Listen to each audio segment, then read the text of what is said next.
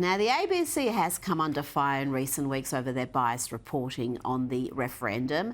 Now they've come under fire for making misleading voice graphics depicting a tick and a cross. Even though crosses won't be accepted as a no vote, a tick will be accepted as a yes vote. That's really fair. And this week it emerged that the ABC provided archival footage to the Yes camp for their latest You're the Voice campaign, despite strict rules saying ABC content must not be used in political advertising or political messaging. But my next guest says that the cashed up Yes camp is on the wrong track with their ads anyway. They're not selling their message effectively. Joining me now is advertising expert and the co-founder of DPR&Co, Richard Ralphsmith. Tell me why you say this new ad with Johnny Farnham, it's short version, there's a long version. You're saying it's doing more good for the no camp than the yes camp. Why? Well, I think possibly so, Rita. And by the way, I love Johnny Farnham and I'm not going to have a word against him. But I think the You're the Voice campaign is so aligned with government thinking and so in lockstep with them that it's completely misread the public mood, and the public has been sort of forgotten in all of this. Well, it is. It's all sort of surface level feel-good sentiment. It's not getting deep into the discussion on the merits of the voice, is it? No, that's right. And I think that's been one of the key flaws of the Voice political campaign throughout, which is that they've been selling on the vibe. They haven't managed to convince ordinary Australians of the practical benefits to the most disadvantaged Indigenous Australians of the Voice. And if they were able to do that, I think that they would probably sway a lot more undecided voters. But this campaign that they're running at the moment, it's emotionally manipulative. It only talks about the vibe of the campaign.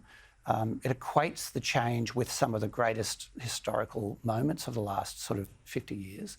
And people don't feel that way about it. People are concerned about it and are ready to be convinced if only they could be shown some practical ways of how the most disadvantaged Indigenous Australians could be benefited by this, and they're not showing that. It is fairly bizarre to me, who's passionate about this issue, obviously, and talks about it constantly, to try to equate Australia winning the America's Cup with a referendum about enshrining race into our constitution. I mean, what parallels am I missing there? Explain it to me. I think that's what they're trying to do. They're trying to pretend that those two things are the same. A moment that was unequivocally unifying for everybody, and then just saying, oh, and this is going to be just as unifying, just get on board.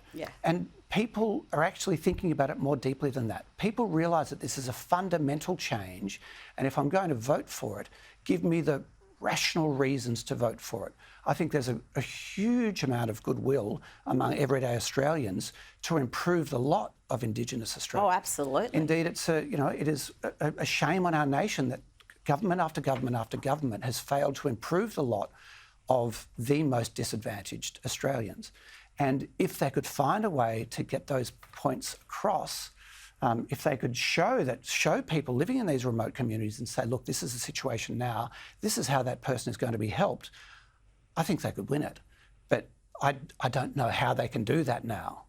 Well, I think part of the problem with that approach is it's very difficult to actually show how the Voice is going to do any of that. No, that's right. At all. I mean, if that was the case, then you wouldn't have so many people who would be vehemently against it, because as you said, just about every Australian wants the very best outcomes for our Indigenous population.